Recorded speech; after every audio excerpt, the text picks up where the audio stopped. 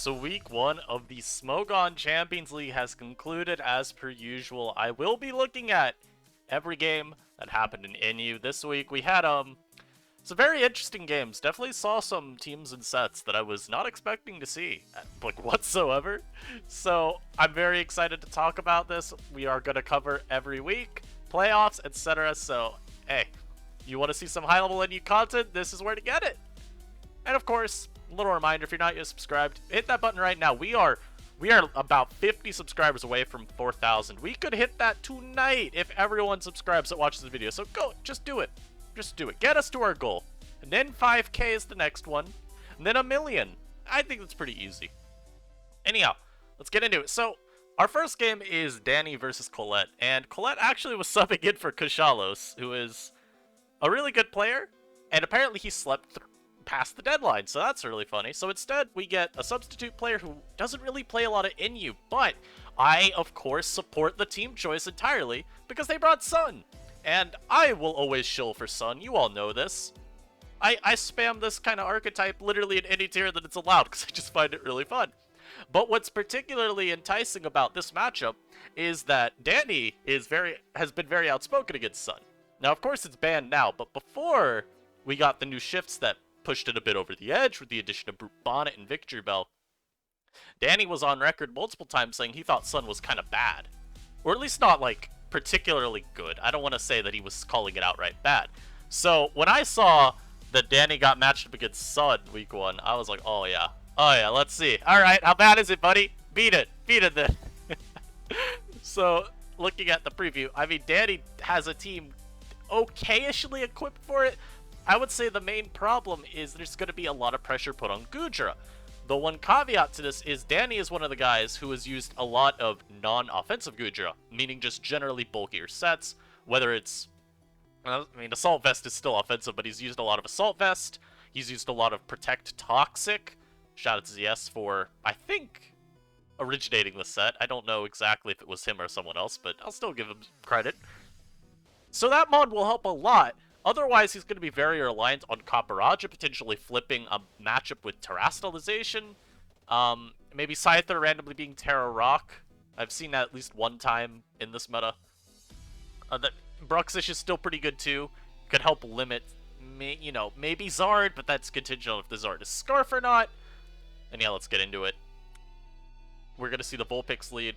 Pretty trivial from Sun. Usually you just see the Vulpix always get led with because good to get your weather. And then Hat is always safe here because your eject button. So this is very free entry for Charizard. As we see, Danny does have a Gudra, but Charizard can always hit that with a bit of damage from Dragon Pulse. I mean, that's exactly what we see Colette go for. Just to get a little bit of extra chip here. This does unfortunately allow Danny to bring in his Raja. And we're going to see his Raja. It should have done so much more. But yeah, Danny just goes for a very free heavy slam. The Gudra takes 1 million. And we know that these Gudras are eject pack. So Danny just stays it expecting the pivot. And Colette, shockingly enough, doesn't go Hatchram. Now I think that just means that she was trying to preserve her Healing Wish for later. But this does mean rocks go up, and that is pretty useful for Danny. Now this is also where we see Charizard reveal that it is Scarf. And there's some good and bad. I guess we had it revealed versus the Gudra, but we see it very obviously revealed there as it outspeeds Scarf Bruxish, what was presumably Scarf Brux. And the Gudra comes out and takes out the Charizard. So, I mean, Danny's in a pretty good spot.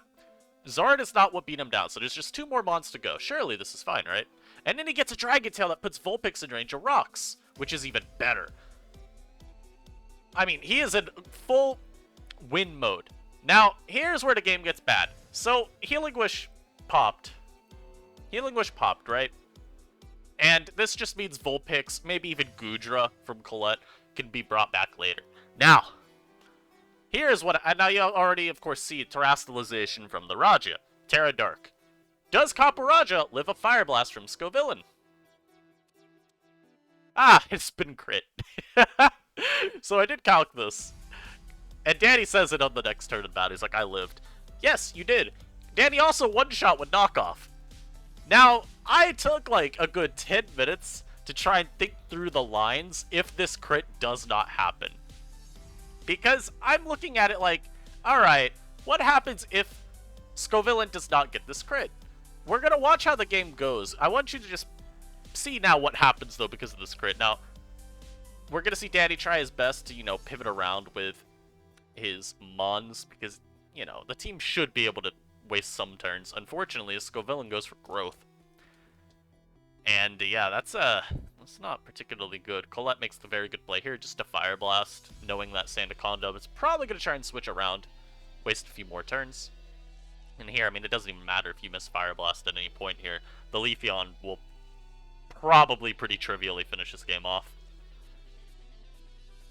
I mean, Scovillain, though. That one dodge just easily cleaning up this game for Colette. It is going to get sacked here to the dual wing beat, but very easily you can just go Leafeon. This reveals Life Orb as well, and you just Terra Blast and bop the Scyther. But I do want to go back to turn 11 here, where this crit happened. So I took a little bit of time. This Mon at most would have taken like 80. So it lives and it one-shots with Knock. I was trying to think for a bit, what happens if the crit doesn't happen? Well, Knock would KO Scovillain. And then you get to turn 12 with about 5 turns of Sun, Raja out here, and I was trying to think for a bit, what route does Colette have from here? Because you've got your Healing Witch stored, meaning if you go to either of Vulpix or Goodra, you are dedicating to that Mon being what receives it. And I was trying to think, do you pass to Vulpix here? And then immediately go back into like Leafeon or maybe sack the Goodra? What I decided is probably the best line was go Vulpix. Because I think you are gonna need the Sun. Sack the Goodra there, and then get in Leafeon. I think that's probably an okay route. Really the question becomes, does Colette get turns right against the Goodra? Because that's like the one hang-up where I could see Danny still managing to just finesse his way into the win. If Goodra's able to just win turns versus Leafeon. We also don't know the full set. Sword Stance, Solar Blade, Terra Blast. And I mean, last move could be a myriad of things. Knockoff is a good one. Synthesis could be there. I mean, even Trailblaze, if you're trying to have insurance outside of Sun, I'm sure is okay. But what my guess is you pass Healing Wish to Vulpix, at Goodra, go Leafeon, and you hope Danny does not switch Raja out during any of that. If he switches that out, it's not like it's unplayable, because you still have your own Terra, so you could always Terra Fire versus either Rotom-Mow or Scyther. And Solar Blade just about almost always KOs Sandaconda from full. We see that it's Life Orb, that calc is like 97.9 minimum or something. So what my take was, if you pass Vulpix here, then you're sacking Goodra here, right? Yeah, so this was when Scovillain would die. You'd Wish Pass, you'd Healing Wish out to Vulpix on this turn. Then you would probably sack Goodra here. Maybe Raja's still out. And then with 3 turns left, you get Leafeon in. And it's a 2v5. I think if you get plays correct on what move you go for, you've got a decent shot. It's just reliant on you getting the Solar Blade roll on the Sandaconda. If you don't get that, then obviously lose on the spot. But I believe that was probably going to be the route Colette had to take. Maybe there's a route with Wish Pass to Goodra.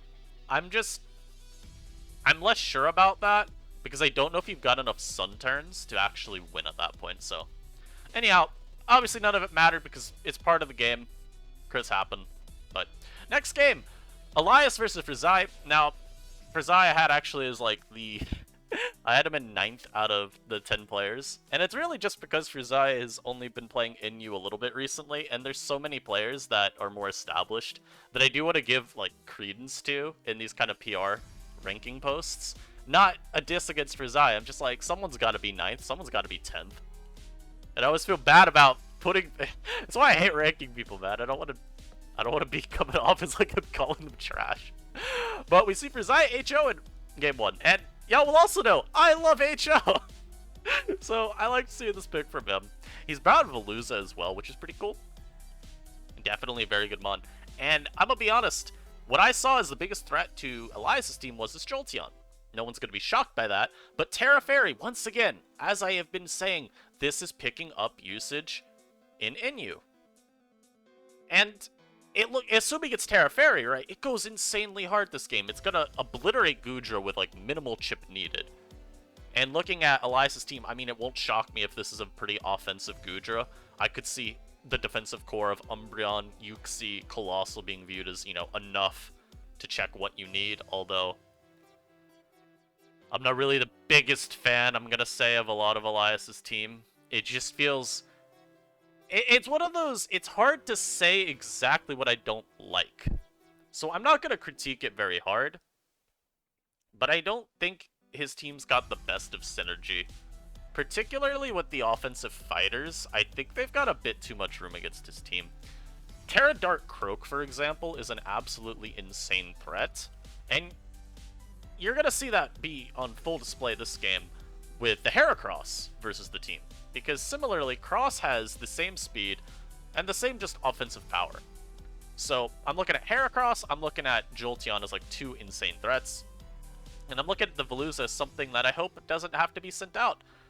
And yeah, Frostless Lead spikes up, and the little damage this Bolt does tells me that that's a pretty bulky Rotom. Probably like max HP, max speed. And then Elias locks into Crunch, which is pretty awful for him, because Heracross is let out. It's never great. This could have also just been Terra Dark anyway, so Scyfangs wasn't free. But then we see, like, this is what I mean, by the way, by we see the impact of the fighting slot. But, like, why is this Heracross outspeeding? I think with Uxie, you always want to be pretty fast. Because it's a Mon that... The Mons it's trying to check... Yes, it's really bulky, but those are also really fast. You're faster than them. I think you go for the speed. So here, we just see, very unfortunately, this Mon gets absolutely packed up by knockoff. And this is where I'm also getting at it with Toxicroak would have the same effect. Arguably a little bit better as well, because you can make Bruxish's life a living hell with Terra Dark. I think Toxicroak would have 6-0'd on preview, especially with this being pretty... What's it called? It's running a weaker set. Anyhow, Heracross taps the Uxie on the forehead, says, hey, what's up, buddy? And, I mean, it's pretty just bad from here. We also see Miss Magius live Wave Crash, which basically is like max HP. And then Elias switches instead of picking up his KO into Umbreon, probably thinking Veluza could come in. And he gets Mementoed. And now this Jolteon is sub-CM. Elias Wish Pass, I don't know what he was thinking with Wish being good here. I don't know what he was considering the Wish Pass into. Maybe he was anticipating this goes for Calm Mind, and then he can, like, Foul Play after tanking a T-Bolt. That was probably where his mind was at with it. But instead he gets sub-CM'd on, and Foul Play breaks the sub now, but I'm going to tell you right now, this is going to tear a Fairy. And now this just kind of goes stupid. I mean... What's stopping this? He goes Colossal, and I will say that, God, the Terra Blast here was very unfortunate. I think I would have T-bolted personally, but I get it. You're trying to not look... I was gonna say you're trying to not let Gudra in, but Gudra, I believe, gets KO'd by T-bolt into Terra Blast, so whatever. This full Paris sucks, by the way. Not that Colossal is necessarily beating down Jolteon. We'd have to see what the attacking move was, but this does mean that the sub stays up.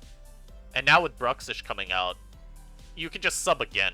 See what he's going for. If he flip turns, you get a free sub again. So Elias has to Scyfangs to prevent that from happening. But now, I mean, the Jolteon just picks up a KO. I mean, it's not very good. Gudra comes out now. And we actually see that he's Choice Banded Gudra. Because, yeah, no other Gudra's going to have Earthquake unless they're Choice Band. So, very interesting reveal. And yeah, so that's why he didn't go Gudra instead of going Colossal. T-Bolt would have put it very easily to into Terra Blast. And now Heracross just comes back out, and it's pretty oval, because this Rotom Frost isn't strong enough.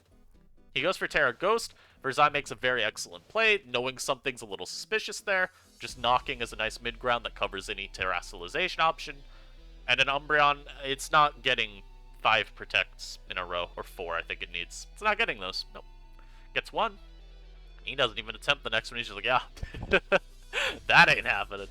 So Verzai picks up this game 2 at a very powerful show. We've got 2 offensive teams just going in hard so far. And then we get Eternally versus Axertix, which was my personal highlight match of the week. I had rated both of these players in the top 4 for the NU pool. And they have very similar builds as well.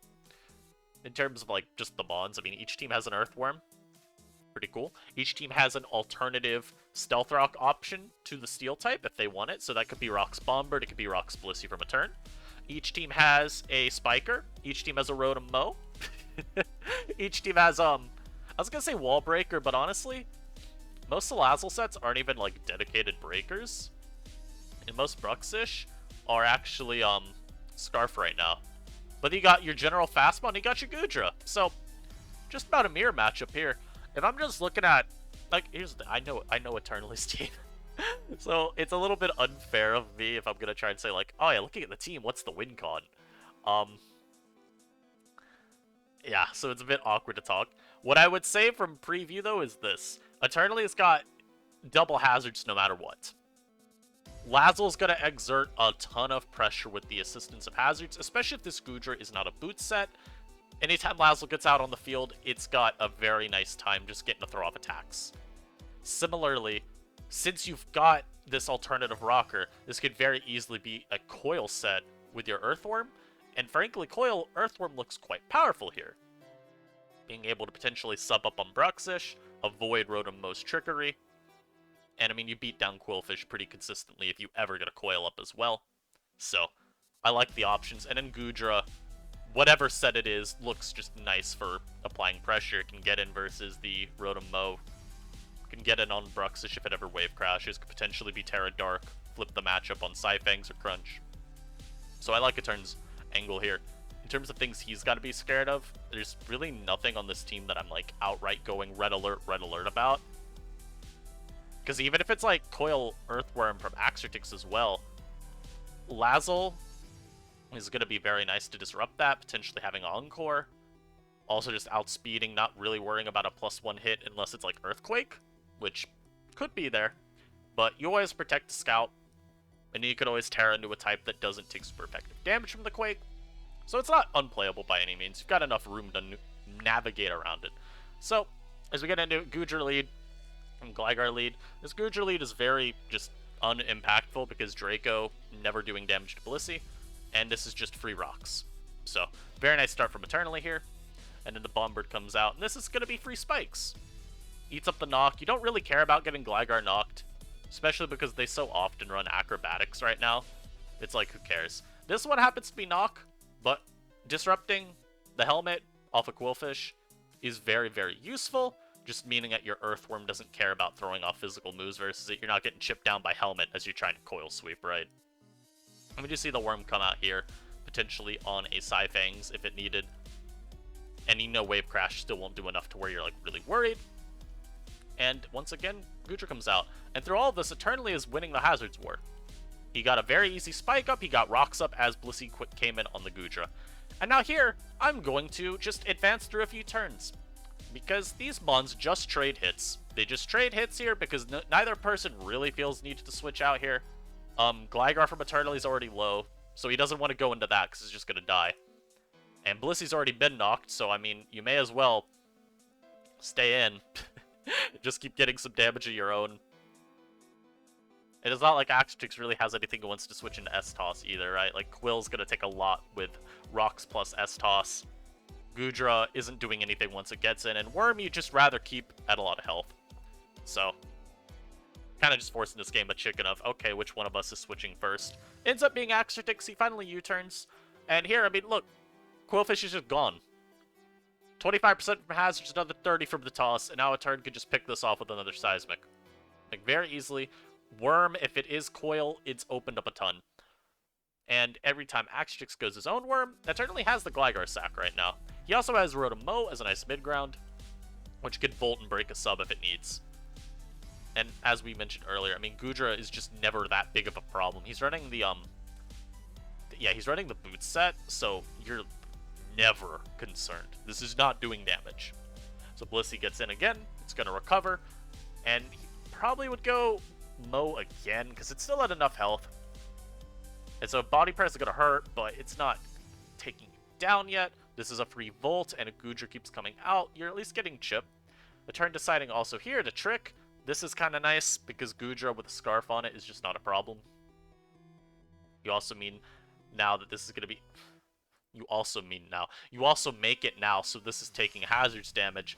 that's just good long-term because it opens up Salazzle potentially for the late game, and it helps with Blissey coming in repeatedly. You don't feel like you're just always ceding momentum every turn to Goodra.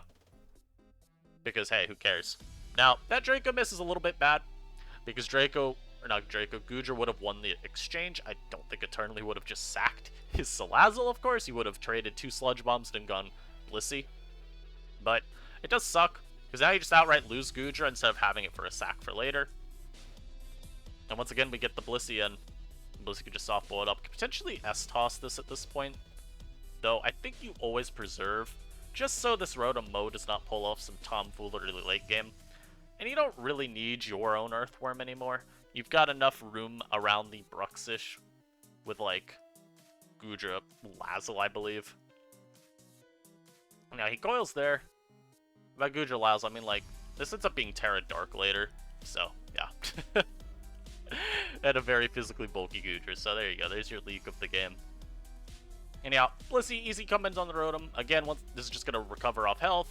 Seismic spam will be very easy later on. Worm, though, keep coming out. Keep exerting that pressure, my boy. As we see, Toss be the move of choice. Eternally not really worried about this Rotom Mo because long-term he has a Goodra. This will be walling Rotom. You don't really care. And then the Lazzle comes out now because, yeah. I mean, nothing's taking it down. Bombbird's going to die to Sludge Bomb. Probably not from that range, but Bombbird's going to take a lot from Sludge Bomb. And we see here why Terastallization on Salazzle is such a good option with these Protect variants. Whether you're Terra Ground for Rotom Mo, whether you're Terra Dark for Brux, gives you a lot of room to navigate around these Scarfers that spam out moves that have immunities. And now we see Bombird roost off, but I'm here to tell you right now, this Worm, he's smiling right now, but he is something fierce. Body Press does a ton to this Rotom Mo, and Volt is not going to KO this, so a turn just gets to get off some extra chip before letting this Mon go down, and eventually bringing out either of Goodra or Salazzle. Probably just the Goodra, though. Yep, Goodra comes in, and Acid Armor is free. Bombird feels pressure to roost because it thinks this is a special set, and no. I'm something far more sinister. So Goodra Acid Armor's up, it subs, and yeah, the game is pretty won at this point. There's just no real way for Axertix to exert enough offensive pressure versus this Goodra that is boosted. The plot up here ends up not even being enough because Goodra is so bulky, and this Rotom Mo, usually with this kind of set, is pretty bulky. So, doesn't even have the investment needed. And Bombird is not going to be winning this exchange. Now, usefully, for however much use there is late game of this happening, he does, break the sub with the U and get the burn off on Goodra, but as we see, with the damage Body Press does to Bombird, it doesn't matter because the burn is not negating enough damage to make it so you can roost. And so Axertix just does roost off there, make sure the game can end with a nice big Body Press from Goodra. So, Eternally, get a little dub in the win column. Now we get this game, and from preview, my honest impression was the following. Toxicroak does not have a great amount of counterplay to it on T-Nuna's team. It's not an unplayable matchup. We've talked about Terra Fairy Jolteon being very, very common. So it could always be Terra Fairy, and, Croak goes for Sucker, Jolt Terras, and then just KOs with T-Bolt. And Heracross is a Speed Typhon. So you've got options. You also could always see, like, Terra Poison come out from Copper. But that Terra Dark Croak set that is getting a lot of increased usage looks absolutely terrifying. And because I just don't respect Colossal as a Pokemon, I also think that having Spikes on Watashi's side is very, very useful. It should be able to exert a lot of pressure, and Cole is obviously not rapid spinning versus a Gligar unless it wants to dedicate its Terra. So that's not too good. I think really the only complaint I have about Watashi's team is it is really, really slow, not a single Mon that's naturally above 300 speed. So something probably has a Scarf, and we're probably not going to like what it is. But yeah, Raja lead here, because Raja leads pretty decently into anything that you would expect from T-Nunez. Cole lead is just pretty unlikely, I would say, as you don't want to give Gligar reason to spike up immediately turn 1. Heracross, I think just most people will not lead with non-guts activated Heracross. That's just a personal thing. And Raja can always just rock up very, very free and throw off a heavy slam. Very, very easy plays. And now Gligar comes out, and this is going to be where the game gets pretty hard, because spikes can get set very easily by Watashi here. And as Bombird comes out, we don't really care. You know, you could Toxic it, you could spike in front of its face. Like, there's not a lot that it's doing to you. You don't really need Gligar this game for health.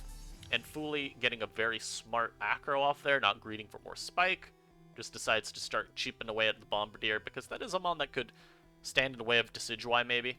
And he gets a good Earthquake here, knowing that if something wanted to switch into acro, it's something that EQ would be fine into.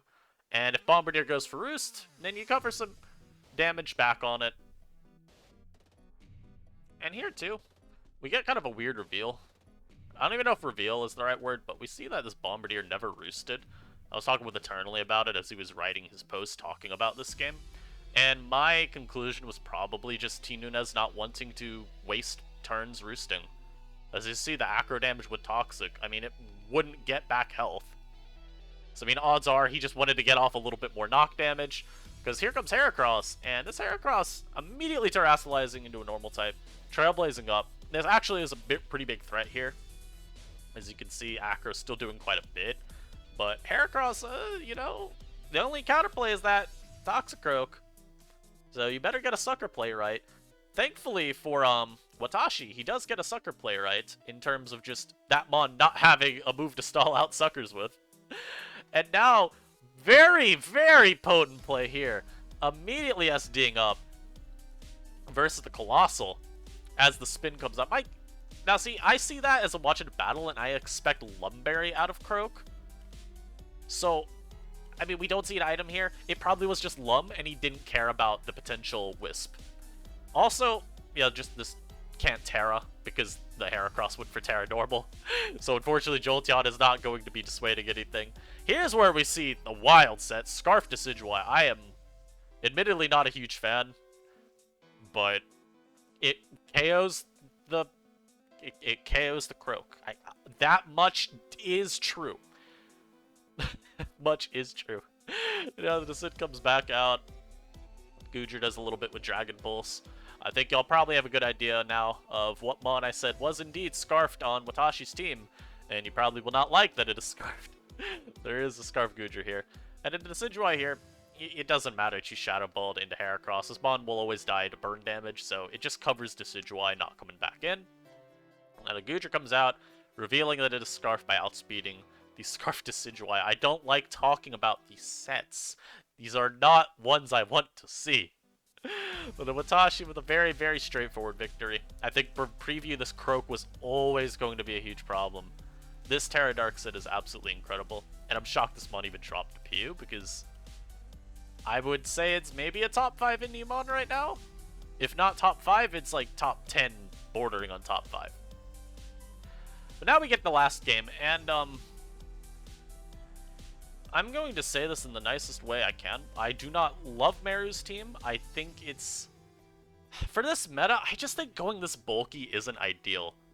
I think you need a bit more offensive pressure. And, like, from preview, right? This could be offensive Appleton. Specs Appleton with, like, Nasty Plot Croak. Not Croak, that's a Salazzle. Wrong reptile. Not the worst. I think that could work. Just that you just don't see offensive Appleton much anymore. The main worry, of course, if you're if you are Meru, is how do you navigate this Gardecuno matchup? Because I would venture a guess and say literally any Articuno set, if it is offensive at least in EVing, is kind of hard to deal with. Because your steel type is Earthworm. And you don't have really a special wall outside of, I don't know, is the Earthworm specially defensive? Is Appleton specially defensive itself with Terra Steel? That could be enough to hold off Gardecuno a bit. But then you run into the issue of setup sets, which would probably just set up in your face. Articuno Galar does commonly run Terra Fairy, so it's not like you're going to be able to phase it out. And going for Apple Acid is not a solution, because then he's getting competitive boosting. That's also not very good. Your Revenge Killers also are not going to be picking it off too easily if it's able to stay near full, because, you know, it's a Calm Mind booster potentially. So Lazzle ain't doing no damage. You better be Encore. And Scarf Bruxish just isn't strong enough with Wave Crash and potential Terra Fairy throwing a wrench in your plans to revenge kill with Crunch. So I really like Gardekuna from preview. I also like the little H-Trode, because it's probably going to be pretty easy to get a knock on Gligar with your Hariyama here. Assuming Darkspon's just not always the answer. So that could open up H-Trode, just leave storming past this and volting for free. So Sandaconda lead. Conda's the lead because the only Mon that really threatens it turn 1 would be Appleton. And if it's a defensive Appleton, it doesn't even actually beat you. And Bruxish Wave Crash will not one-shot. So Rocks can always go up. Meru has no removal. So Rocks are staying up as well. And here's where you get to see the knock immediately. So very nice early progress for GXE. As Meru decides, hey, I want my Rocks too. I thought yours were pretty cool. So, you know, honorable trading. Yama just continuing to knock off everything. Bulking versus this Darkspun once again. And then we see a little bit of Bullet Punch chip. Just a bit. A little smidgen. And the Darkspun reveals Roar. Unfortunately, Scyther's what came out. And Scyther will be saying, no, I don't like your hazards. You got too many. So, Worm comes in on the Wish. And this is kind of where we see this Mon fail to be a functional option. Okay, no, that's a little early. Appleton comes out here, though, in the Volt. This is where we see Gardecuno, though. Okay, I was right. This is where Gardecuno gets out. And as we can see, this thing starts Calm Mind, and there's not much counterplay, because Worm doesn't do enough chip. We see Heavy Slam come out. It does negligible damage. And Hurricane almost one-shot. So, don't worry, we got that spike, though. We got that spike. So Gardecuno looking like a massive threat. Very good play from Meru here, though, to go Salazzle with the Terra Dark. Second time we see this in Week 1. This is going to be their counterplay for the Articuno. Can always try and at least pivot around Freezing Glare. If you're at full, you do tank Hurricane, at least from unboosted, so there's some room for counterplay. It's just very difficult. And of course, this also means that Appleton can't be Terra Steel. So there's nothing that resists Hurricane. We see again, it takes so much chip. And I will say, I was a little surprised to not see GXE be a bit more aggressive with Articuno. I think his mentality was just, hey, my Articuno absolutely obliterates this team. I don't need to play it aggro because I know I'm going to be able to keep getting it back in. Like, look at this. Every time Electrode comes out, it just bolts and brings in Articuno. There's absolutely no need to risk it because Hurricane again. Salazzle and Bruxish both take so much, and he's just like, yep, I'll go Conda. It does nothing. I can get Helmet Chip, though, on this Brux, and essentially just 2-hit KO it eventually by switching in. It's very, very good. Now the Umbreon comes out versus Lazzle. Also, this Salazzle set is like pure utility, so it's not really threatening anything late game. So that's very good if you're GXE, and he does land the Toxic versus it as well. So now Lazzle is also a bit more pressured anytime it's trying to switch into Gardecuno, even on Freezing Glare, because it's going to take a bit of chip. You're always pressured now. You got to get those wishes to Darkspun, and Articuno probably going to have a few things to say about that. And we see here too, Umbreon just trading damage versus Gligar. This is long-term, very helpful. It just means that H-Trode has an easier time bolting. And right here, that switch kind of seals it, I would say, entirely for Meru, because rocks go up, and that means you have just lost 2 Pokemon. And yeah, so we actually Darkspun take 48 there, which is kind of insane. Terra Steel Darkspun might have just been the check the whole time that was needed. I don't know if it's Terra Steel, though. It could be something else. Oh yeah, also a comment. Yeah, this dual wing beat this happens again. This Scyther did not want to land moves. I do like the Thunder Wave a lot here from GXC. I think paralyzing Darkspun is probably just your best bet. As admittedly, it is kind of hard to break through. So much so that we see him eventually just dedicate Terra Flying with his Scyther and say, alright, fine, I get it. This mod is real, and I need to be scared of it. So here's the Terra Flying. We see this do a lot more now with the help of that. And the Protect here getting disrupted by that earlier T-Wave. And from here, it's just a matter of eventually Gardecuno comes back out, and it'll Hurricane. In this case, actually, it's just the Trode comes back out, because nothing is stopping him. Nothing. Electrode is inevitable. You will suffer his wrath. Oh, you want Appleton? Yeah, okay. guess what? Bring in a bird again. Bring in Scyther, my favorite bird Pokemon. And yep, we see rocks being up just means always something has to be sacked. He went for U-turn because that means he can't miss versus Salazzle when it comes out. Jixie very clearly got tired of missing his dual wing beats. And his Salazzle is not going to be able to actually stick around anymore because that spike is just too much pressure. And we see as well, no need to even foul play, just throw up a little wish. And even Toxic's the opposite as it comes in, which I think is pretty nice to make sure it never can BS its way to a win. I don't think it ever could, but just in case, covers all your bases, and yeah, the game is won because eventually you're going to get back in Articuno or Scyther, and the Salazzle is too low at this point to stick around long enough to beat the entirety of GXC's team. So that's week 1 of SCL. What do we take from this week as the meta completely changes? Well, we did see offense having a nice showing in these early 2 games. We saw Blissy's versatility to team building on full display with Eternally and Axertix, where I guess I could say, like, in general, just the versatility of teams when you run multiple mons that can, you know, be Stealth Rock, multiple mons that could be Scarf. You see this Scarf Bruxish plus Nasty Plot Rotom here. You see Rocks Bombird plus different set Worm here. And with Eternally, you've got the Rocks Blissey alongside the Coil Earthworm alongside the Spiking Gligar. This game showed us that Terra Dart Croak is a huge threat, and you need to have better counterplay than what Tinuna's brought. Really, his counterplay at the end of the day to it was very reliant, I think, on Jolteon.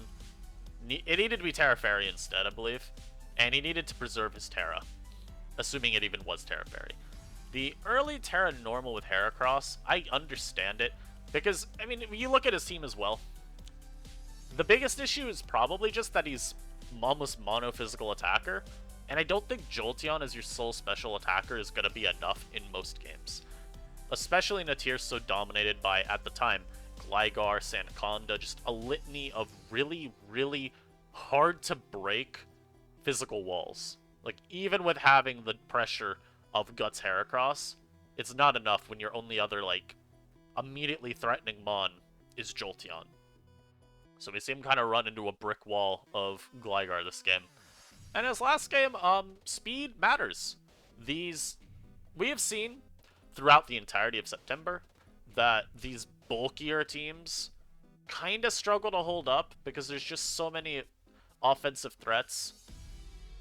You don't want to get run down by a mon that you could probably outspeed if you had a different defensive option, or just a different mon that provides some defensive utility.